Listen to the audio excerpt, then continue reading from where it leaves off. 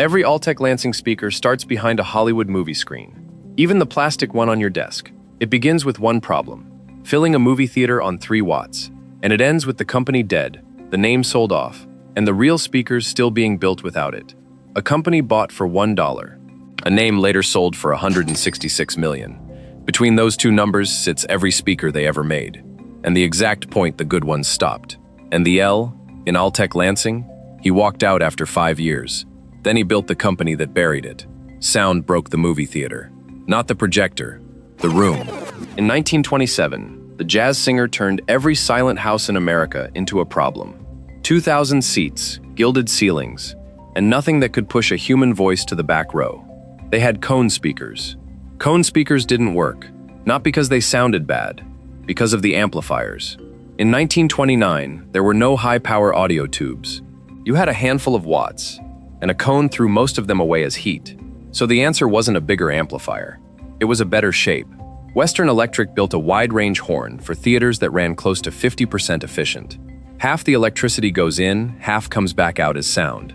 That meant 3 watts could fill an entire theater. 3 watts. Today, that's a phone speaker. Western Electric also built the company that installed all of it, a subsidiary called Electrical Research Products Incorporated, ERP. By 1932, only 2% of American theaters were still silent. The job was finished, which was exactly the problem. A service company in a saturated market has nothing left to sell. By 1936, Western Electric wanted out of the movie business. A group of its own engineers, George Carrington, Mike Conroe, Alvis Ward, offered to take it off their hands. The price was $1. What they got for it?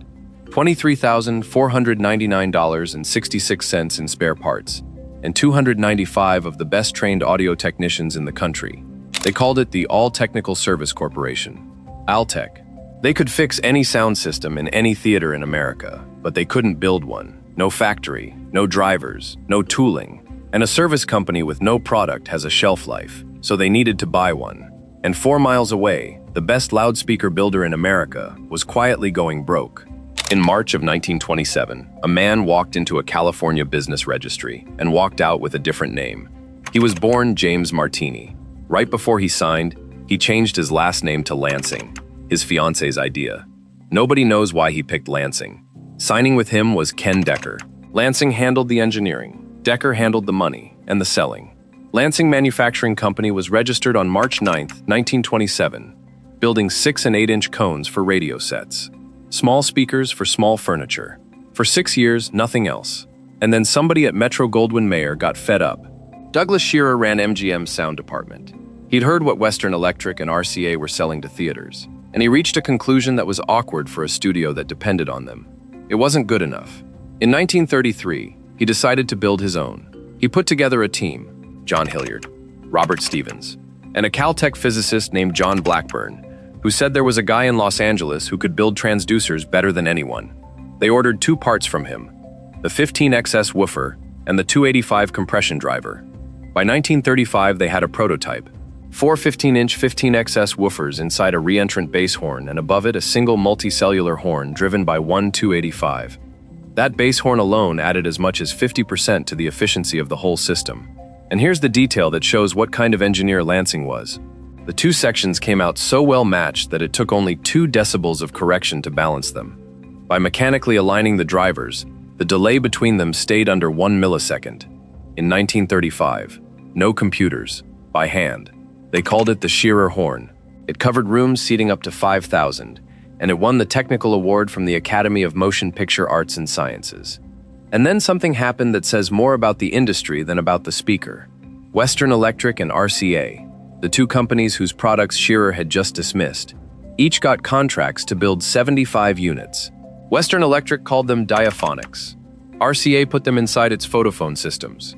Only one company sold them under their real name: Lansing Manufacturing. Then came the iconic, a Shearer horn in miniature, 115XS in a smaller W horn enclosure, with the same 285 driver on a smaller multicellular horn. And in 1939, Decker got into an airplane. He was an Army Reserve officer. On maneuvers, at the controls, he crashed. He died.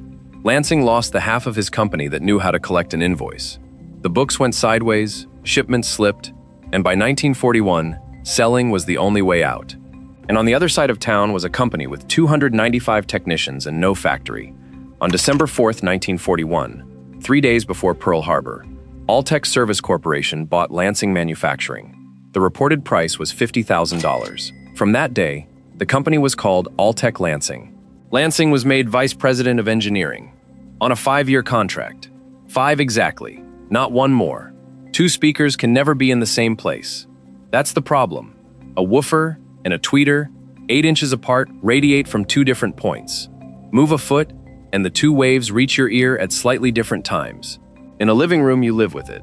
In a control room, where somebody decides whether a mix is right or wrong, it's a lie. Altec tried to fix it by putting one speaker inside the other. In 1943, they got halfway there. It was called the 601, and it carried the trade name that would last half a century, Duplex.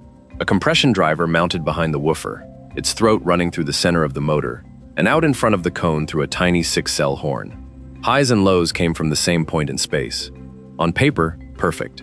In practice, the 601 used field coil magnets, electromagnets, which need current, and therefore a bulky outboard power supply that liked to fail. It lasted less than a year. What saved it came out of the war. Altec was working on submarine detection gear, and through that came Alnico 5, a permanent magnet far stronger than anything available before. And a permanent magnet needs no power, ever. In 1944, they redesigned the whole speaker around that. Separate Alnico Vibe magnets for the woofer and the driver, a cast aluminum frame, a 15-inch woofer with a 3-inch voice coil. They called it the 604.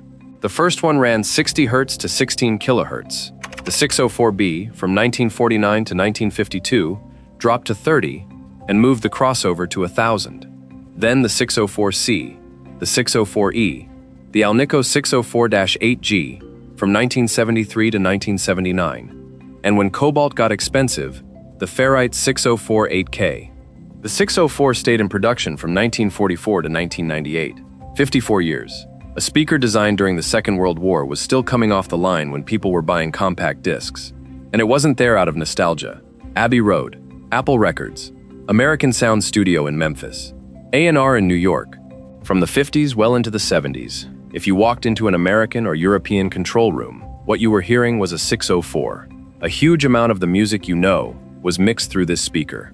When Uray built its 801A and 801DLA monitors, it didn't design a new transducer. It took Altec's 604-8G and 604-8K and built around them. The competition buying the heart of its rival. The Duplex name eventually covered more than a dozen models across almost 50 years. The 15-inch 601, the 604, the 602, a 12-inch 601, the 605, the 904, the 920. In 2005, the 604 was inducted into the Technology Hall of Fame. But Altec had the best studio monitor in the world, and its main business was still the movies. 2,000-seat rooms. A 604 doesn't fill a movie theater, not even close. So while the Duplex took over the studios, John Hilliard was locked in on a different problem: how to shake an entire auditorium. What came out of that carries the most arrogant name ever put on a loudspeaker. Altec didn't call it the Model 400. It called it the voice of the theater.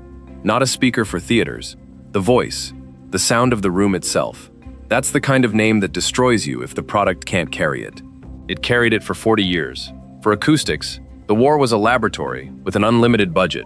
Hilliard came out of those years with his mind made up. He wasn't going to improve Western Electric's pre-war systems. He was going to throw them out. What he designed wasn't a speaker. It was a system of interchangeable parts, 2 building blocks. On the bottom, the 15-inch 515 woofer. On top, a new compression driver, the 288. And from there, combinations. 1, 2, or 4 woofers inside the horn enclosure. 1 or several horns above it, with side wings or without. Swap the parts and you've got a speaker for a 500-seat house or a 3,000-seat house. The big cabinet stood 9 to 10 feet tall. The 288 driver had a 1 3/4-inch diaphragm, a 3.4-pound Alnico V magnet, and sensitivity around 110 decibels. The 515 woofers ran between 104 and 105.5. A modern home speaker sits around 87. That gap is roughly 200 times more efficient. It's the exact same problem Western Electric solved 20 years earlier. Watts were still expensive. Shape was still the answer. The family scaled by size. The A1, the A2, which paired two 210 bass cabinets holding four 515E woofers with a 1005B horn and two 288 drivers, the A4, the A5, and it worked so well the industry did something it almost never does. It made it official. According to the company's own timeline, in 1953, after a round of comparative testing, the Voice of the Theater became the only motion picture speaker system approved by the Research Council of the Academy. Not the best rated, not the recommended one, the only approved one. A company that had been bought for $1 16 years earlier had just written the definition of how a movie was supposed to sound. One warning, because this is where half the internet gets it wrong. You'll find the Voice of the Theater, dated to 1945, to 1946, and to 1947 depending on who you ask, and the Academy approval put at 1953 and at 1955. The sources don't agree. What's clear is the decade and the order of events. And here's the limitation that changes everything. These systems were perfect, and they were enormous, 10 feet tall, hundreds of pounds, built for the space behind a movie screen. But the big houses were being cut into small ones. Stereo was arriving, and a market was showing up that nobody at Altec had thought about. People who wanted this sound in their house. So somebody had to take the Voice of the Theater and shrink it. What came out didn't end up behind a screen. It ended up on a stage, in front of 500,000 people. The A7 was built to be small, and it ended up being the biggest speaker of the 1970s. Altec needed a Voice of the Theater that would fit through a door. What came out stood 5 feet tall and weighed 180 pounds. Inside, they changed the approach. Instead of a pure folded horn, the A7 mixes two principles. The 515 woofer sits in a large vented cabinet, and the 288 driver sits above it on an 811B horn. The early ones had bolt-on side wings that controlled dispersion and loaded the bass harder. Later home versions dropped them because nobody wants a speaker with wings in the living room. Altec designed it for small theaters, stereo installs, studio monitoring, and homes, the last of those in walnut. It didn't design it for what happened next. In the 60s, a problem appeared that hadn't existed before. Live music had gotten too loud for the gear that existed. Bands were playing arenas and open fields, and the available PA was built for train station announcements. And as it happened, movie theaters were closing all over the country. The Hanley brothers, who ran Concert Sound out of Massachusetts, did the obvious thing. They bought surplus A4s from theaters that were shutting down and used them as their main concert system. The sound of 60s concerts was built, literally, out of the leftovers of American cinema. Bill Hanley had spent years pairing Altec Lansing theater horns with 15-inch JBL D130 woofers because nothing off the shelf worked. In 1965, he ran sound for President Lyndon Johnson's inauguration, and that same year for the Newport Folk Festival, where Dylan plugged in on an audience that wasn't expecting it. And in 1969, Woodstock. I have to stop here, because this is the fact you'll see reported wrong more than any other. Search Woodstock and Altec and you'll find dozens of pages claiming A7 Voice of the Theater cabinets were on those towers. That's false. What Hanley built were his own marine plywood cabinets, half a ton each, loaded with 15-inch JBL D130 and D140 woofers. The base was JBL. What was Altec was the top end. Altec 103B 5x2 multicellular horns, plus 2x2 horns Hanley built himself, all running Altec 290 compression drivers, 70-foot towers, Macintosh MC3500 tube amplifiers under the stage, a system sized for 100 to 200,000 people. 500,000 showed up. So the correct sentence isn't that Woodstock ran on Altecs. It's that the human voice of Woodstock, the singers, the guitar solos, everything above 300 hertz, came out of Altec Lansing compression drivers, while the low end came from the company founded by the man who had walked out of Altec Lansing. Both halves of Lansing's legacy, on the same stage, the same night. Neither one knew it. One had been dead for 20 years. Meanwhile, the A7 had a career of its own. In the late 60s, Altec built a version aimed at bands, with a 421 woofer, an 808 driver, and the crossover pushed up to 1200 hertz. More power handling, worse sound than the A7's running a 416 woofer, and 500 or 800 hertz crossovers. And in Japan, the A5 and A7 became objects of worship, paired with vintage tube amps in homes and in jazz kissa. But something else was happening in the market that was supposed to be Altec's own. Thousands of people buying used A7s for the living room, wrapping them in walnut, pulling the wings off, and Altec selling them a speaker designed for a movie theater. Somebody inside the company figured out that the problem wasn't the sound, it was the furniture. In 1966, Altec ran an ad about Spanish courtyards, Spanish blades, and ambushes. They were selling a speaker. The copy invited you to see the glory of Spain. It talked about carved fretwork and hand-rubbed walnut. And then it dropped the real argument. Behind that fretwork are the same components that have been the standard in this country's studios for 35 years. That's the Valencia 846A. And it's the moment Altec understood something that took it 20 years. People didn't want a movie theater speaker in the living room. They wanted the sound of a movie theater speaker in a cabinet that wouldn't get vetoed. So Altec didn't redesign anything. It took the engine out of the A7 and built it a body.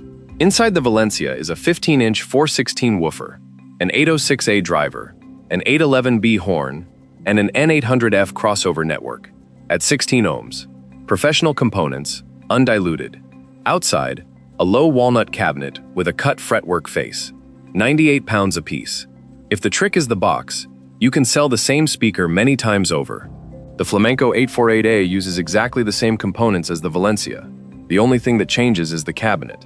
The Granada, the Santiago, from 1971 to 1978, with a 15-inch dynamic force woofer and an 811B horn.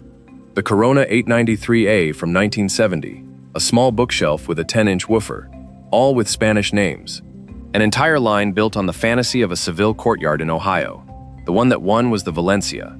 It was the base model, and according to people who were inside the business, it outproduced the Flamenco and the Granada by a factor of 10. People wanted the sound, not the fretwork.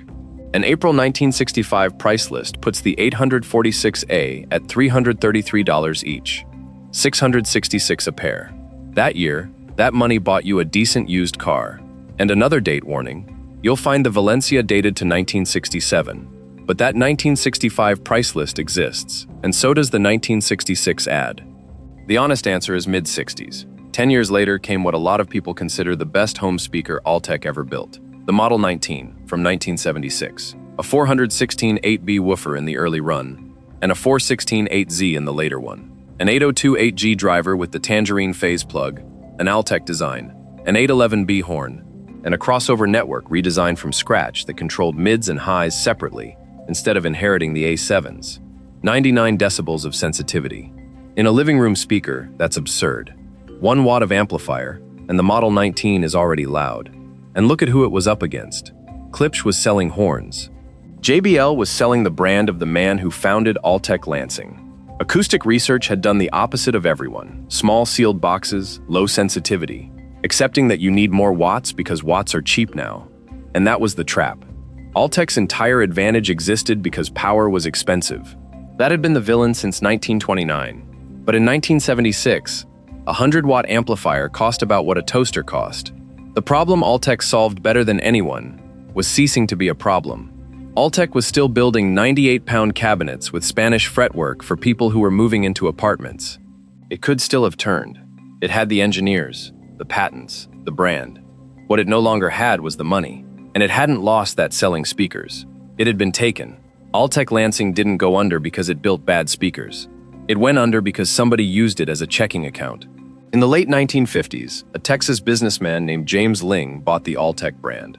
Ling wasn't a sound man. He was a conglomerate man. Buy companies with nothing in common and put them all under one roof.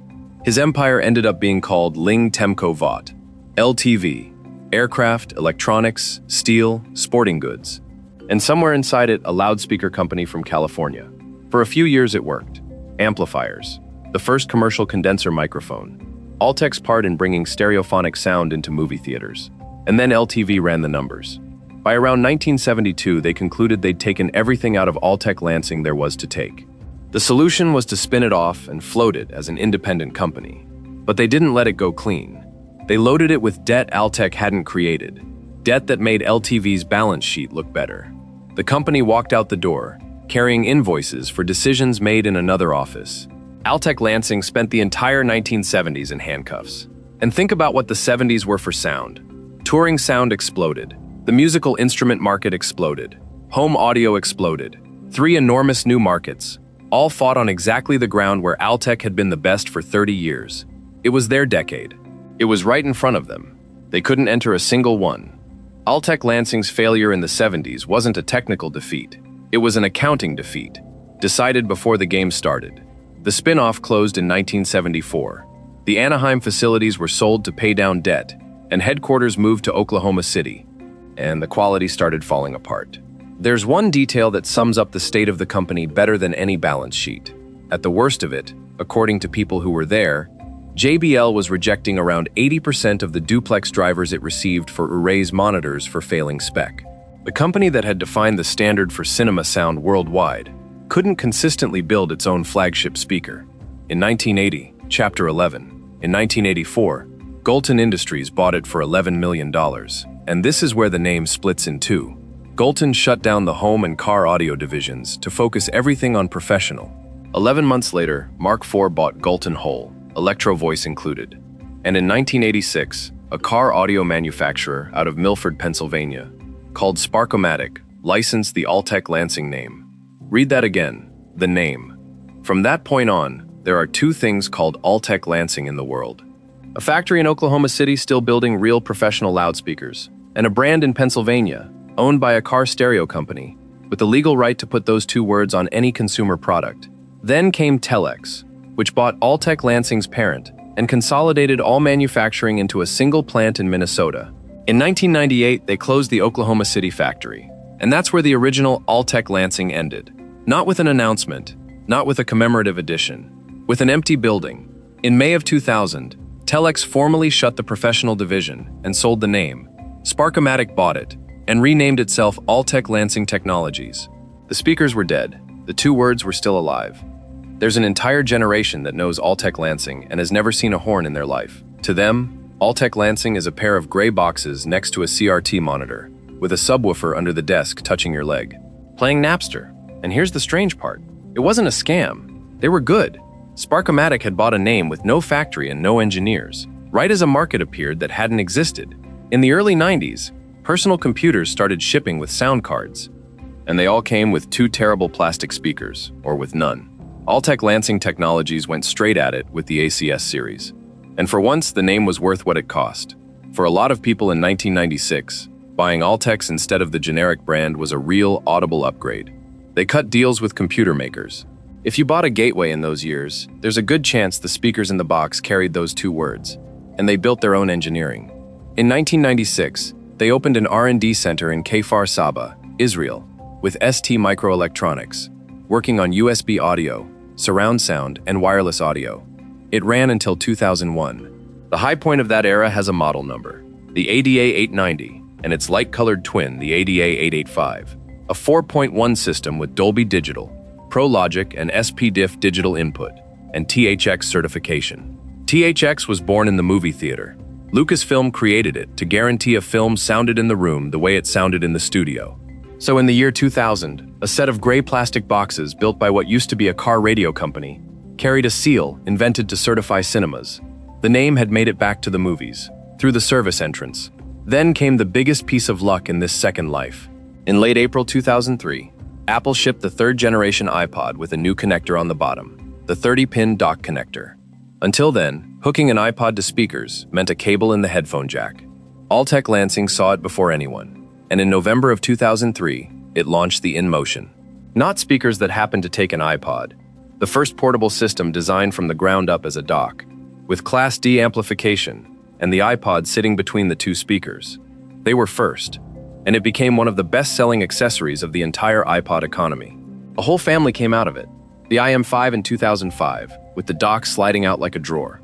The IM600 with an FM tuner and video output. The IMT620, the InMotion Max, a company whose founding product weighed hundreds of pounds now selling speakers that fit in a backpack.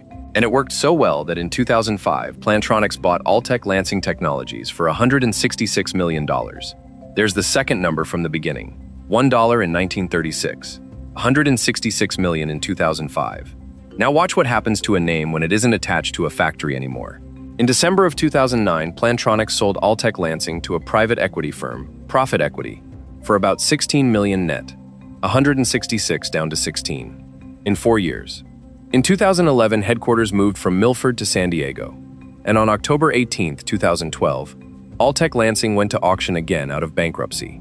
Infinity Group bought it for $17.5 million. It's still theirs. Bluetooth speakers, waterproof, with colored lights. And that's the official story. An American brand born in the movie theater that conquered the studios sank under somebody else's debt, and ended up as a label on a portable speaker. Except it isn't quite true, because there's still what happened in 1998 in Oklahoma City, the day they turned the lights off, and what a man did 52 years earlier, when a 5-year contract ran out. In 1946, James B. Lansing's contract ran out. 5 years exactly as Vice President of Engineering at Altec Lansing. Not one day more. He didn't renew. He left and founded a new company. Since the Lansing name wasn't his anymore, he'd sold it with the company in 1941. He had to use something else. He used his initials. James Bullough Lansing. JBL JBL. Those 3 letters exist because a man had his own name taken from him. The most recognizable audio brand on the planet exists because its founder no longer had the legal right to call himself by his own name. Lansing didn't live to see it. He died in September of 1949, 3 years after founding it, with the company still struggling and the bills unpaid. He never knew what it would become. Altec Lansing spent the 70s handcuffed by LTV's debt, locked out of touring sound, locked out of instruments, locked out of home audio. JBL walked into all 3. At Woodstock in 1969, both companies were on the same stage. The highs were Altec, the lows were JBL, and it was the same man. Altec went bankrupt in 1980. JBL is still one of the largest audio brands in the world. The founder left, and he took the future with him. That's the story people usually tell, and it's incomplete, because there's a third company.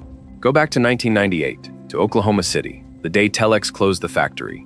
Inside that building, there wasn't just machinery. There was the original tooling, the dies, the drawings, the exact tools that had built the 604s, the 515s, the 288s. 54 years of accumulated knowledge, about to be scrapped. And there was a man named Bill Hanishak, who had worked there since 1980, 18 years, his whole working life. Hanishak understood something management didn't. All over the world, there were tens of thousands of Altec speakers installed and running, in theaters, in studios, in churches, in living rooms. And starting the next day, nobody would exist who could repair them. So he went to Telex with a proposal. Buy all of it, the tooling, the drawings, the equipment, and become the authorized service center for everything still under warranty. They said yes. The company he built is called Great Plains Audio. It's in Oklahoma City, the same city. Today, in 2026, authentic Altec loudspeakers are still being manufactured, with the original tooling, with the original drawings, by the same hands that built them before the doors closed. Great Plains Audio still produces the 604 series. The coaxial that was born in 1944, that sat in Abbey Road, that array I copied, still comes off the same tools 82 years later. There are 3 heirs to that Los Angeles workshop from 1927.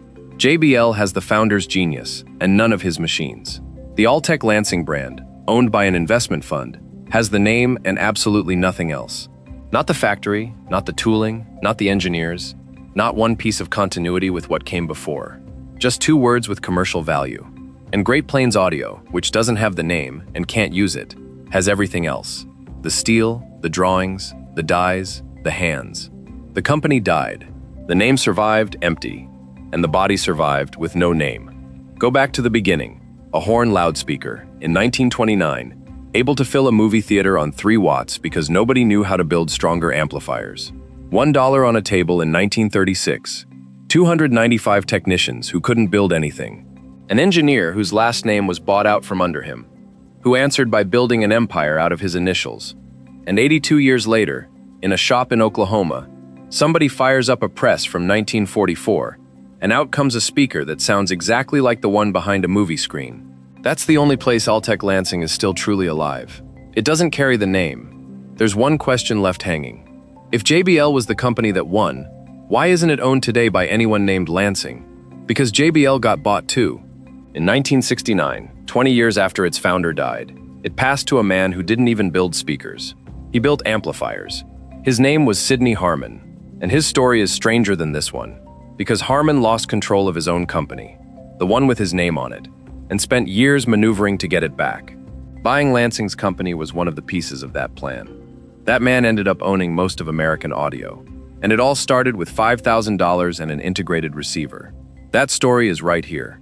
Every Harman Kardon amplifier explained.